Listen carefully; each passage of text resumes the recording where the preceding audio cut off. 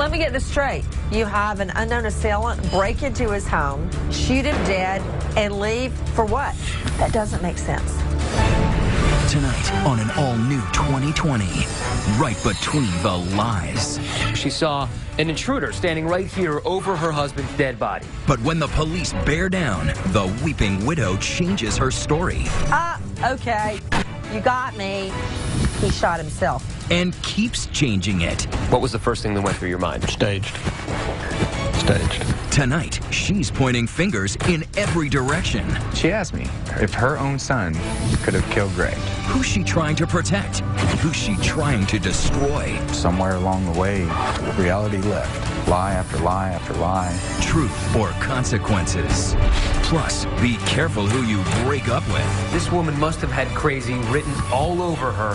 When a woman let down by her ex unleashes her fury and an avalanche of lies. He was one step ahead of me the whole time. Cyberstalking, claiming abuse, even sending his naked photo to his coworkers. And that's just for starters. This is a death threat. This is, I'm going to kill someone if you don't do what I say. Tonight, we're stalking the stalker for the truth. Right Between the Lies. Here's David Muir. Good evening, and tonight here, a mother, a wife living in her beautiful home, then an intruder who breaks in and shoots her husband dead. A horror she tried to shield her little girl from, who was sleeping in a nearby room. But was she shielding everyone from what really happened? Matt Gutman with the tapes tonight, finding the truth right between the lies. Drill a well in Keller, Texas.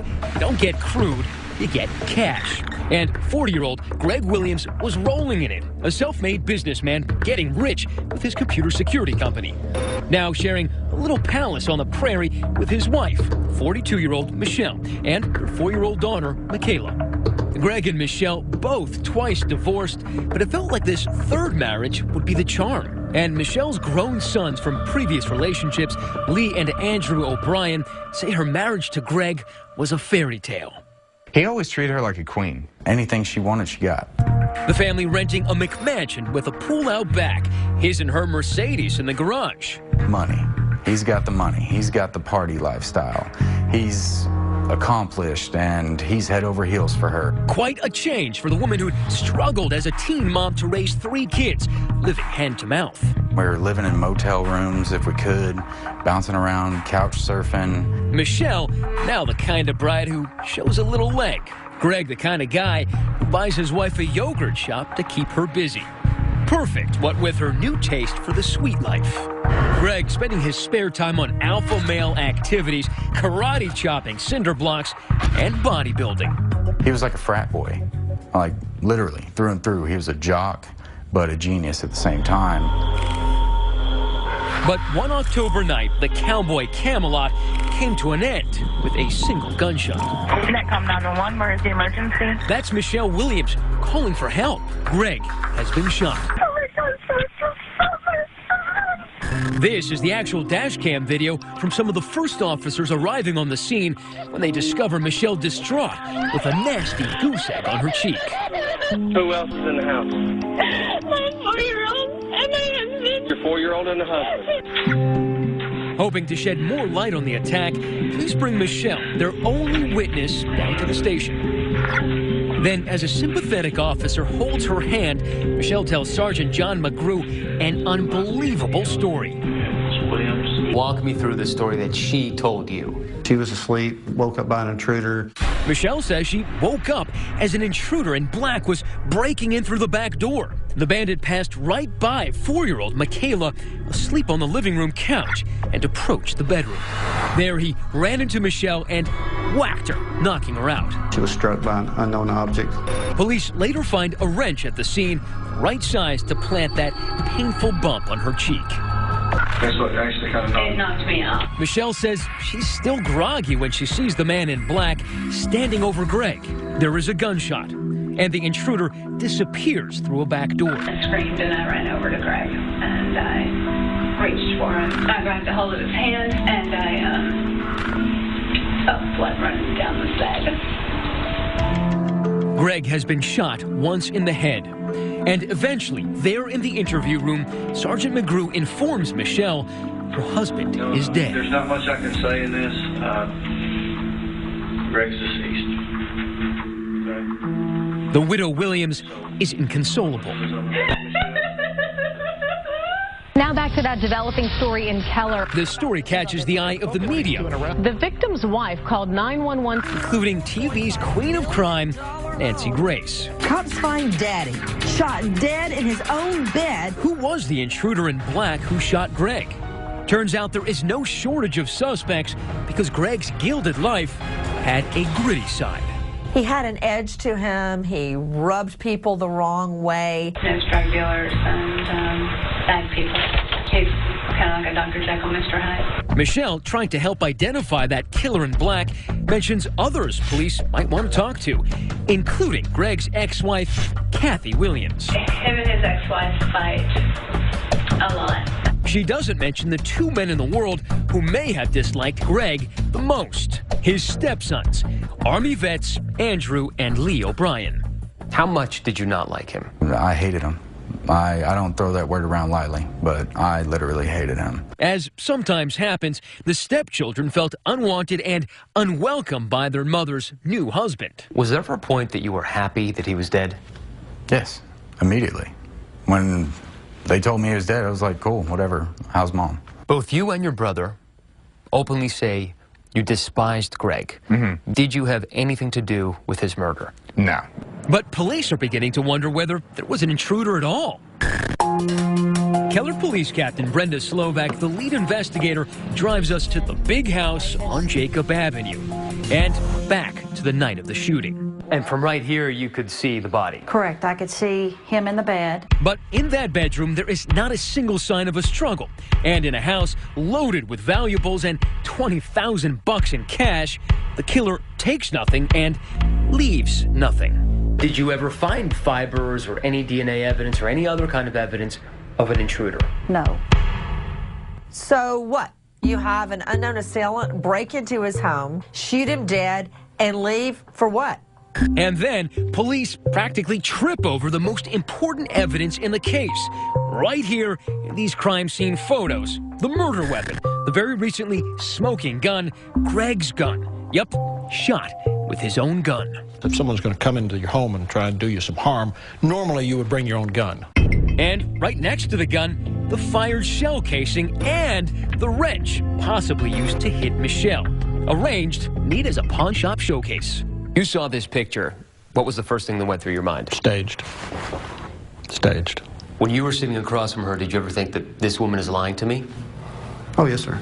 Back at the police station, a now suspicious Sergeant McGrew tells Michelle the crime scene suggests only two possibilities.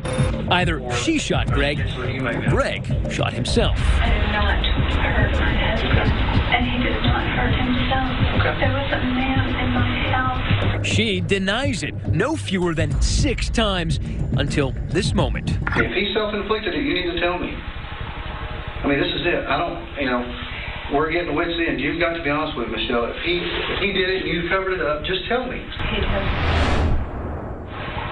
Huh? He did. She said he did it. He did it. Yeah. She immediately folds and went, okay, you got me. He shot himself. Michelle admits she's told a pack of lies and now offers a second version of Greg's death. Michelle now says she was sleeping on the couch with 4-year-old Michaela. She hears the gunshot and goes into the bedroom to find Greg had shot himself. She cleaned it all up and arranged things to look like a home invasion. I knew I had to make it look as if it was a burglary. And get this, to really sell the story, Michelle says she hit herself in the face with that wrench. I went like that thinking I'll just have a little bruise, and that really backfired bad. Michelle says she only wanted to protect their 4-year-old daughter, Michaela, and Greg's reputation. After spending 5 hours in the interrogation room, police finally release Michelle, who soon finds consolation in comfort food. The very morning after, Michelle Williams goes out to breakfast to IHOP and basically orders the lumberjack breakfast. She's not worried about her dead husband at all. She's living it up. sausage, pancakes, eggs, the work. But police are finding Michelle's stories hard to swallow. They have more questions than ever about the night Greg died. Like, how did 4-year-old Michaela sleep through a shooting in the next room? Somehow Michaela, their daughter, slept through it all. How was that possible? Could clues from a little girl help unravel the mystery of her father's death? Stay with us. Right Between the Lies continues. Once again, Matt Gutman. A curious feature story on the website of the Fort Worth, Texas newspaper about a new kettlebell workout club. The owner is one Shelley Williams, who may look familiar because at the time, she's the most infamous widow in Texas. Her husband Greg shot in the head in their king-size bed in their king-size house. But now, less than a year after cremating her husband, Michelle is the very picture of a merry widow. It's very upbeat, it's fast, everyone really has a good time with it. Also having a good time, Michelle's employee, Gene Wallace. You're in a group atmosphere, so it pushes you more than you can push yourself. Could call him an employee with benefits. A dozen years younger than Michelle, they're now a couple. Much has happened since that interrogation room where Michelle told 2 different stories about how her husband wound up with a bullet in his head. First, she said it was murder, then suicide. But police have been weighing the evidence. Based on the angle of the gunshot wound and other forensics, the medical examiner eliminated suicide and ruled Greg Williams' death a homicide. And remember, the crime scene showed no sign of an intruder. Crime scenes don't lie, people do. But something else bothered police, how that little girl, Greg and Michelle's daughter, Michaela, slept right through a shooting in the next room. I think it's a reasonable possibility that children's Tylenol or something else was administered to the child. Some sort of drug to make her sleep. Yeah. Police concluded only one person could have shot Greg, his own wife, Michelle Williams. The motive? Insurance that would pay out a better part of $1 million. That sobbing in the interrogation room when the cops told her Greg was dead? Crocodile tears. She was arrested and charged with murder. But Michelle doesn't sweat the small stuff. Soon, out on bail, there she is, swinging kettlebells with her new boyfriend. Her mind was also getting a workout. She tells her son, Andrew O'Brien, it really was murder. What's more, now she wonders whether the killer might be her own son, Andrew's brother, Lee. She asked me, she said, do you think your brother could have done it? And she asked me if her own son could have killed Greg. She had to plant a reasonable doubt that someone else could have been there that night. Someone else could have squeezed that trigger. By pinning it on you? Yes. But police say Lee and Andrew O'Brien both have strong alibis. The brothers say they began to realize that Mommy Dearest might be a monster. She doesn't even know what reality is anymore. She's been lying so long, and I think that somewhere along the way, reality left. And so she just kept going. She knew nothing else. Lie after lie. They also remember how vengeful she could be if she thought a man was mistreating her. She would, what I call, punish them. Kill dogs. Attempt to kill dogs. Poison dogs. And if someone would have like a saltwater fish tank, then she would pour Ajax in there or Drano and kill all these fish.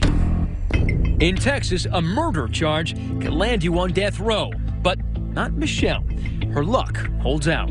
I don't know how she managed to do it, but Michelle Williams managed to finagle a plea deal out of the state. Prosecutors say Michelle cleaned the crime scene so well, they didn't have much of a case. This is a circumstantial evidence case. There's no doubt about it. Of course, not in small measure because she had altered the crime scene. The deal, announced in a press release, requires Michelle to plead guilty, not to the murder charge in the indictment, but tampering with evidence and deadly conduct. Instead of death, the recommended sentence will be just 18 years. In a jailhouse interview, Michelle seems pleased with her bargain. With a plea deal, I'm looking at a couple of years before I'm out for parole. So I'm actually if you could say, looking forward to getting the sentencing over with so I can start moving towards the end of this hell. But before she can be sentenced, Michelle has another surprise. She's pregnant just before sentencing. And not only is she pregnant, she's pregnant with twins. Sentencing was deferred until after Michelle's due date. But prosecutors say the pregnancy turns out to be another lie to delay prison. The conception was an immaculate deception. But then, Michelle makes the mistake of a lifetime. She grants an interview to the national TV crime show 48 Hours. Did you murder your husband, Greg? No, I did not. There she goes again. Michelle flip-flops on her story. She tells 48 Hours she's an innocent woman. And she pulls an old, tried and untrue story out of mothballs. The man in black did it. There was an intruder in the house, and that person killed my husband. So she had already pled guilty, and then she gets on national television and says, well, what I really meant was I'm not guilty. What I really meant is an intruder came in. I really meant that I have a good idea who the intruder was. It doesn't play well with the judge. If this story's true, this lady needs a trial. He revokes the plea deal and orders Michelle to stand trial for murder. The woman accused of shooting her husband in the head just shot herself in the foot. You have a Fifth Amendment right to remain silent for a reason. Our U.S. Constitution protects you from the actions of the state. What the U.S. Constitution cannot protect you from is yourself. When we come back, court is in session. Michelle drags Greg's ex-wife Kathy back in the picture. Could she be Michelle's get-out-of-jail card? I was in shock. Stay with us. 2020 continues with Matt Gutman. At the Tarrant County Courthouse in Fort Worth, Texas, it's finally time for truth and consequences. Michelle Williams is on trial for the murder of her husband, Greg. An elaborate cover-up. This story continues to evolve. The media following every twist and turn in the murder case. The motive was money. Tried and true, age-old money. A fraud examiner says the Williams finances were mismanaged. Lots of problems here, right? They tended to be living beyond their means. They both had their respective jobs in this case. His job was to make money, and her job was to spend money. And they were both very good at their jobs. And prosecutors lay out their theory. Greg and Michelle fought over money that night. Greg hit Michelle or threw something, causing that goose egg on her cheek. It's our suspicion that this is an injury that was caused in the fracas with her husband earlier in the evening that led to his demise. Provoked, Michelle enacted a plan that would get her revenge and riches.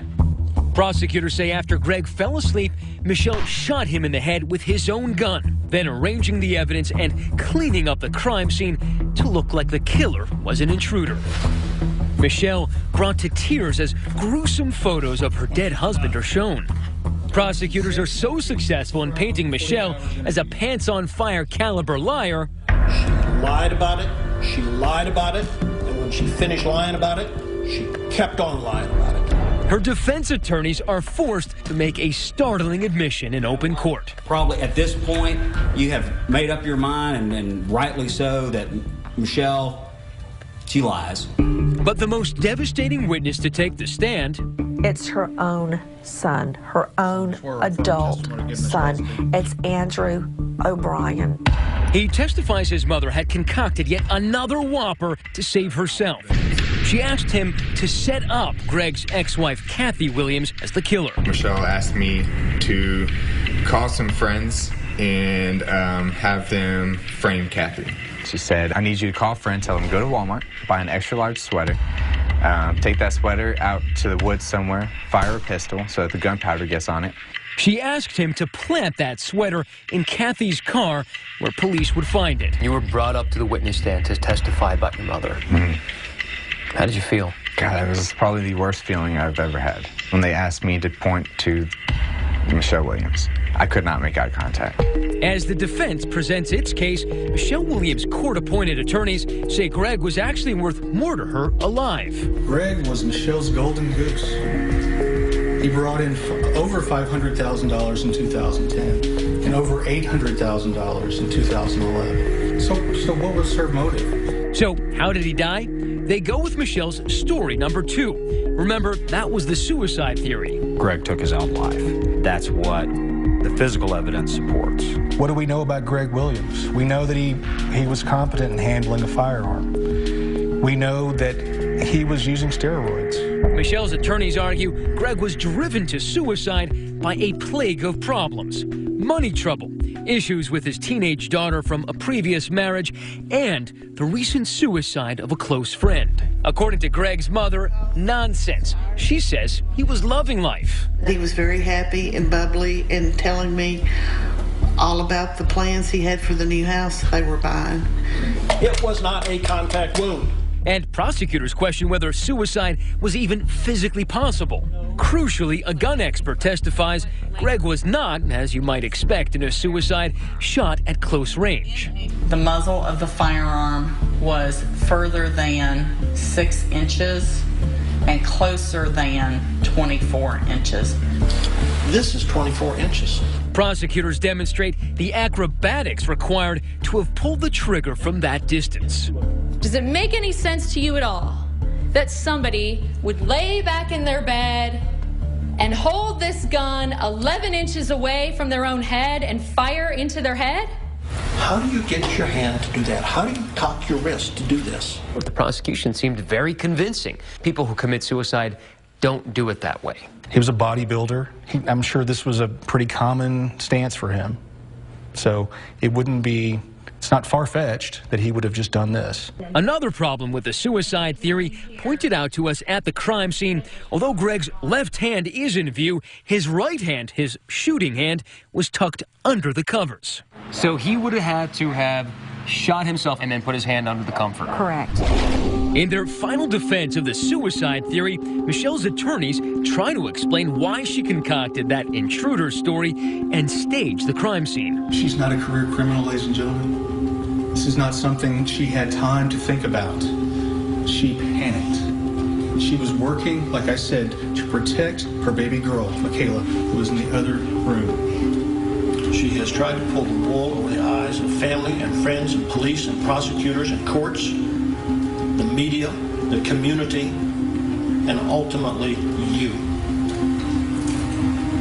Don't let her get away with it. After all of Michelle's Pinocchio moments, the intruder in black, the suicide theory, the imaginary twins, the jury comes back and hits Michelle right between the lies. Ms. Williams, if you would stand, please.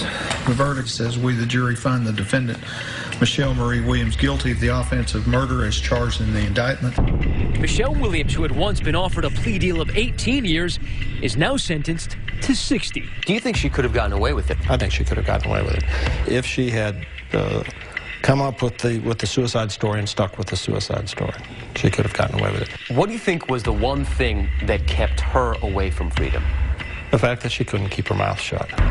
Instead, Michelle is now serving what amounts to a life sentence. It's little solace for Andrew, who already considers his mother dead to him. Would you say you have a mother? No. I don't like to even consider her my mother. I had someone who gave birth to me, and that's it. But he acknowledges that his twisted relationship with his mendacious mother has given him at least some direction. She taught me exactly what not to do in life, and I've learned pretty well from it. So you learned from example from her. Right. What not to do. Exactly. And that's what I focus on, my family and my kids, and giving them everything I didn't have.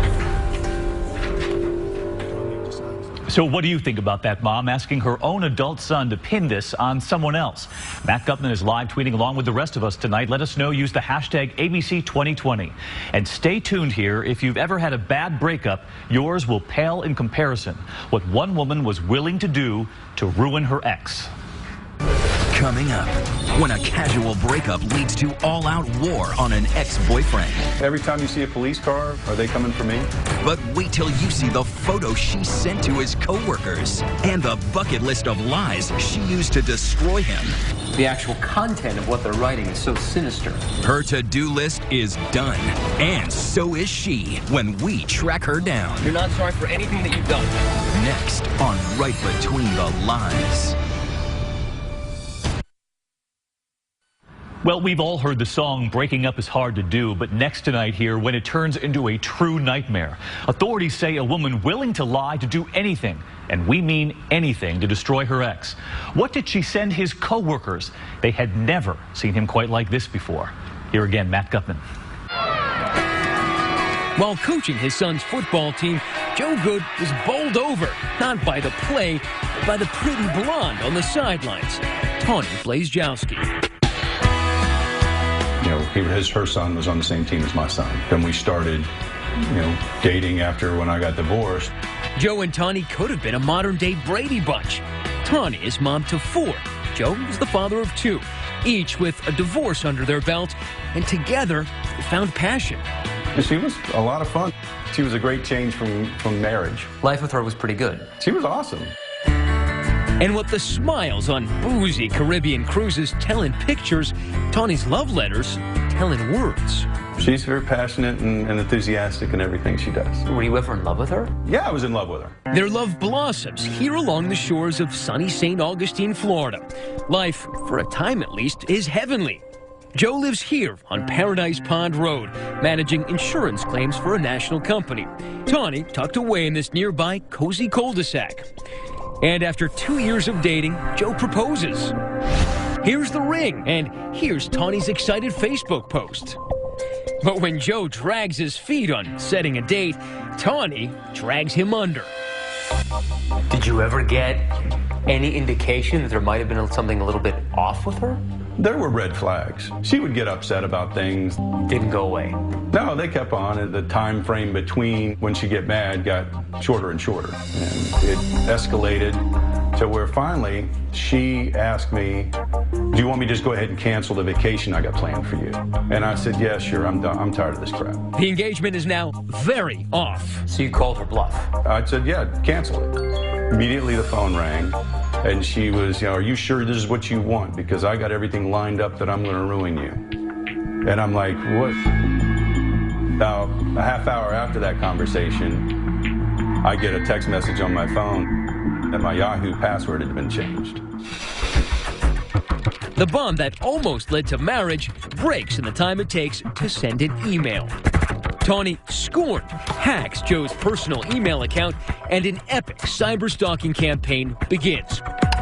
First campaign stop, Joe's employer. That night, I just went to bed, got up the next morning real early, went into work, opened up my work email, and there's 14 emails that I was CC'd on that were sent to the CEOs of the company. Saying what? Pornographic pictures.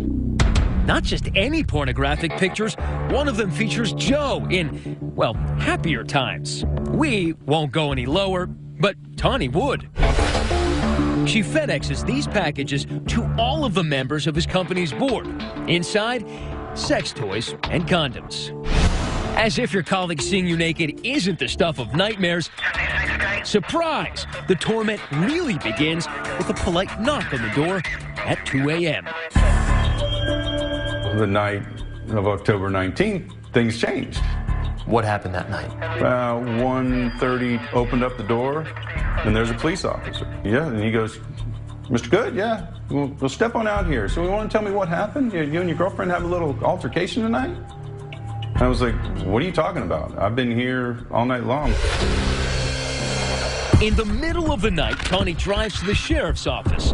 The pictures of her bloodied face show what she told cops that night. Joe beat her. Do you think she had it in her to whack herself in the face? Oh, yeah. Slam a door on her face. She was able to exploit these systems that are there to actually protect us, systems that we have faith in. I ended up going to jail that night. Because here's the thing. A girl says a guy hit her. Most people think, well, the guy hit her. They don't think the girl's lying. Despite Joe's alibi, a judge slaps him with a protection order, which Tawny then uses to get Joe arrested a second time. She tells cops that Joe was making harassing calls, threatening her life. How does she pull this off? Well, she's become an expert in spoofing, a cyber-stalking trick that makes it seem as if Joe is calling Tawny, even when he's not. So she's now calling the police saying that I'm calling her breaking the injunction violation. Then Tawny spoofs again, making it appear as if Joe's threatening her from his work number. And this time she says she's got the voicemails to prove it. Listen. I still have a gun. I know where you are, and I'm coming for you. I should have told you. We now know it's probably Tawny digitally manipulating her voice. But back then, cops hadn't caught on yet, and they arrest Joe for a third time. By now, his employer has had it. They fire Joe. During all of this, Joe takes a little vacation with his new girlfriend, Mariella Murphy. One wonders why he'd ever return, but when he does... There's the airport security asking, "You Mr. Good?" "Yes, sir. Step over here with me." They'd got a tip that I was smuggling drugs in from D.C.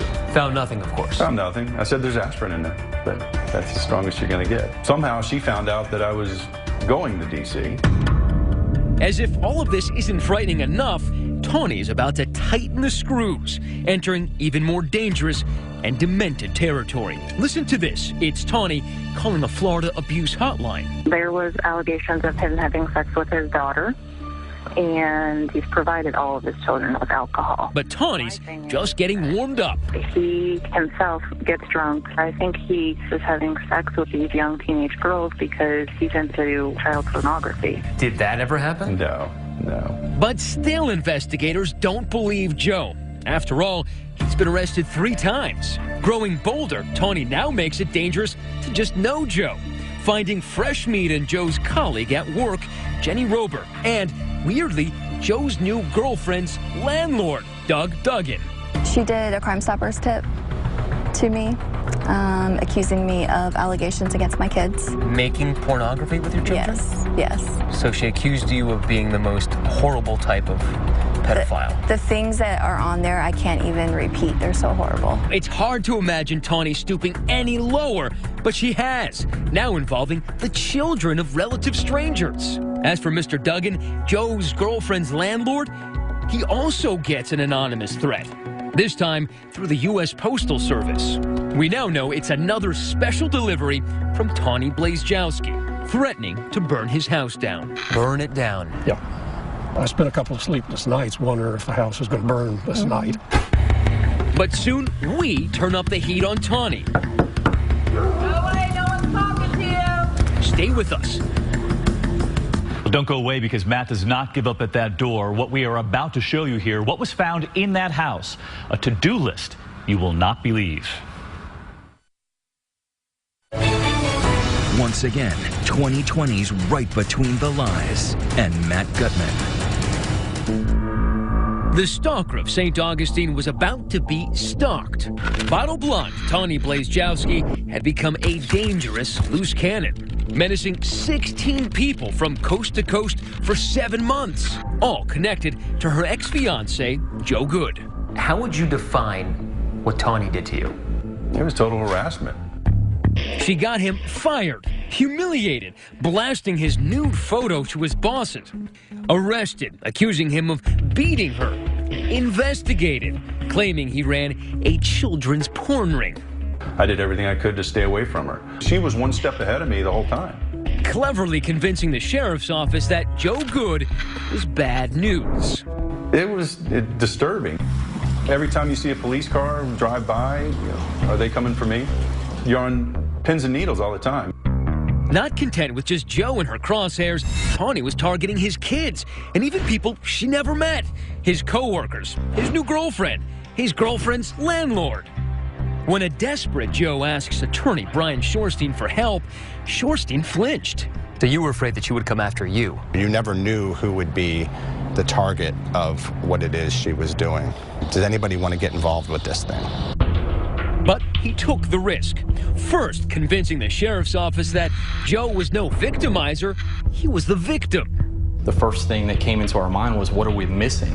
Detectives George Harrigan and Shannon Andrews began connecting the dots. She had manipulated law enforcement for so long, it was time that we get to the bottom of this and we get the real story.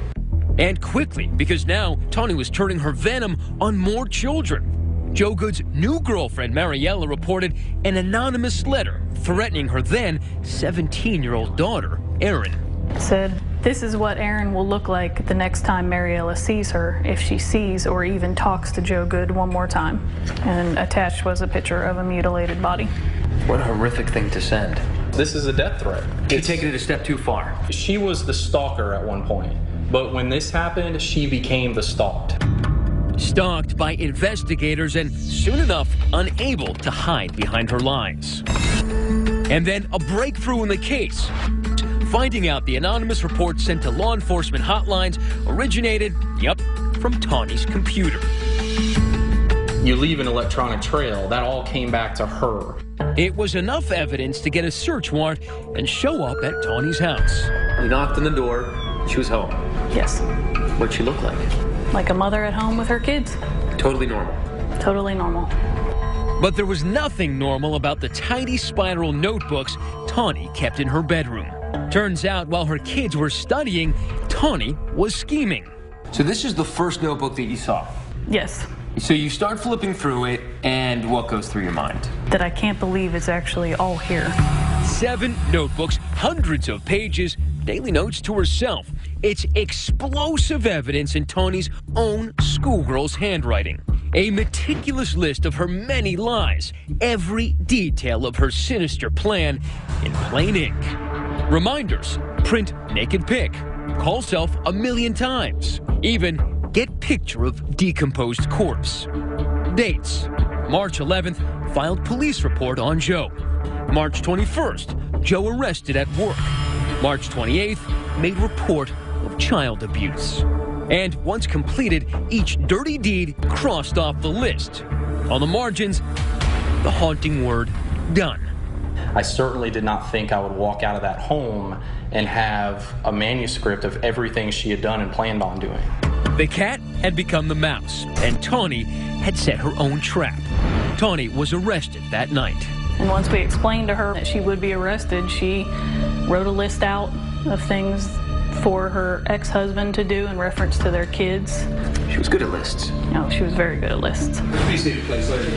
And finally, prosecutors would present the judge with another list, Tawny's lengthy catalog of crimes. 3 counts of threats or extortion, 4 counts of aggravated stalking, and 1 count of false report of abuse, child neglect, or abandonment. Tawny pleaded no contest to 8 felony counts.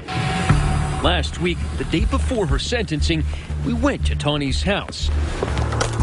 Her daughter answered the door. I wanted to know if I could speak to your mother. I mean, she honestly really isn't available right now. Okay. And she would not make herself available. Go away, no one's talking to you! At the courthouse the next day, we interviewed 2 of Tawny's many victims. If she were sitting right here where I'm sitting, what would you say to her? She needs to understand that there's consequences, because I think that she thought she was above the law. Hold on. Sure. Cameras roll. And suddenly, we spotted Tawny walking out of the courtroom. This time, nowhere to hide. Maybe you want to say something to your victims. Anything. Do you feel any remorse? You're smiling. Why are you smiling? Something funny. Sorry, something funny. You ruined the people's lives right there. They're telling me you sent them porn. You said that their kids were pedophiles. You accused them of being pedophiles. You have nothing to say. She would finally talk to the judge, the tormentor now begging for leniency. I'm pleading with you, Your Honor, to please grant me forgiveness. I ask my victims for forgiveness and for mercy, and for you to please not take me away from my children who need me. Her lawyers argue that she's got obsessive-compulsive disorder and is bipolar, and that those disorders contributed to her crimes. But the judge has heard enough. That she be committed to the Department of Corrections for a period of 9 years. 9 years in prison plus 2 years of house arrest, and get this, 19 years of probation. But still, for Tawny's many victims, the anger and the fear are imprinted for life. Joe Good is forever transformed by one woman's obsession and those neat little notebooks. There were some things that were not yet crossed off. Do you think if she hadn't been arrested, she would have kept going? I'm sure she would have. Joe Good had been arrested 3 times for not having done anything wrong. Correct. I mean, does the department feel guilty about that, or? Absolutely. It's changed us forever as far as investigators. While he's waiting for those arrests to be expunged from his record, Joe's gone from making almost 6 figures to doing lawn work. If she were here right now and you could ask her any question or tell her anything, what would you say? Why couldn't you just let go? So here's the question tonight. What do you think of that sentence? 9 years in prison, 19 years of probation. Too much or too little for all those lives she changed? Let us know. Use the hashtag ABC2020, and we will be right back. That's our program for tonight. Thanks for watching on a Friday evening. I'm David Buer. For Elizabeth and all of us here at 2020, have a good evening. Good night.